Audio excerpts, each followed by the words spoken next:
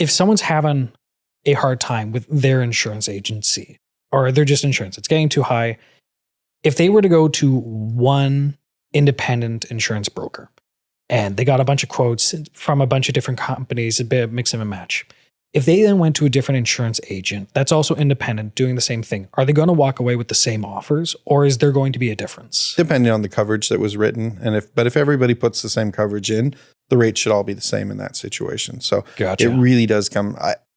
I'll tell people that when it comes to shopping your independent insurance agent, we're all kind of walking down the same hallway, opening the same doors. Right. Sometimes you get the agents that are a little more lazy and that they might look at 2 doors and go, okay, well, we found our answer. And there was 6 more doors they could have checked. And the 6th door was the answer. That was the better one.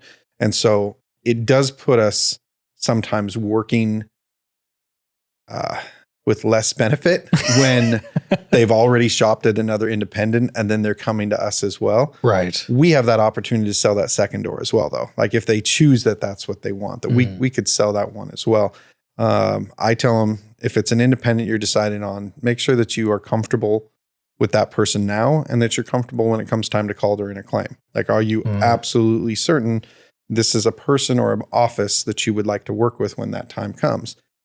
If you had a touchy experience getting started, it may not get much better when the claims time comes. So I think that might be a good way to just differentiate between the two of them, is who's willing to kind of put in that extra effort and make that connection early. Sure. It almost seems like the corporate agents are easier to kind of fight than other independent agents because you guys, just by the nature of the work, have to be a little bit more similar. I don't understand that one. Oh, sorry. With farmers is going to give you all the different farmers options. Yeah. Independent agent A is going to give you different options from all different groups. If you go to the next independent agent, they're going to find a lot of the same findings from the independent agent. Yeah. And so your 2 independent agents are really competing with each other more than they are with farmers or with Allstate. We can. Yeah, we can.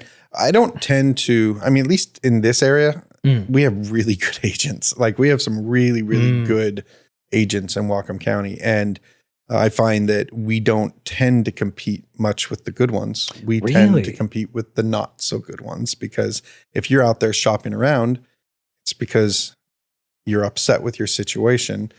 Likely you've had a bad encounter with your prior agent, whatever it might be. So a lot of the stuff as they're shopping around, it's some of that. We don't encounter a lot of the top-notch agents things very often. We do on occasion, but and I would hope that they're not encountering a lot of mine. So no, it's fair enough. Can you expand on that a little bit though? It's fighting against the bad agents.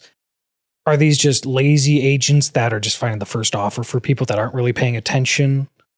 Yeah, well, since there's not a mic in my face, I'll tell you that it's more the people that have been.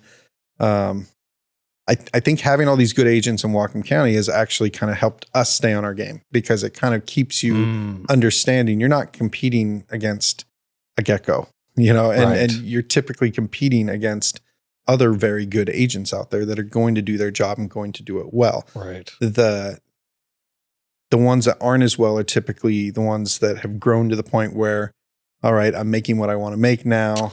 I'm going to spend most of the days out on the golf course or away from my customer base. And yeah, it's a negative that comes with growth, I suppose. But yeah. So it's not necessarily the up-and-comer insurance agent that you'd be most concerned about. It's like the big guy. Yeah, the one that's been around for a long time that's deciding they don't need the business is the one that we tend to get some easy calls from. Maybe he's a few years away from retirement and he's just trying to make it. And the young ones, they're doing what they can. I was one of those at one point too. And honestly, those kids that are coming in new, they're usually pretty darn well educated and eager and have good attitudes about it. And you got to make sure they don't miss something on a policy, but they're usually worth their while. Anytime I get somebody that leaves me and says, hey, my nephew just started in the industry, I really got to go support him. I'm like, good job. Excellent work. You should absolutely be supporting your loved ones. If it doesn't work, come on back. Won't be awkward, I promise. We'll work with you again. And there's a lot of people I've done 2 and 3 times around with sometimes because of situations like that. So that's funny. But no, the young ones, I support them. I think it's a good job. Get out and put in the work and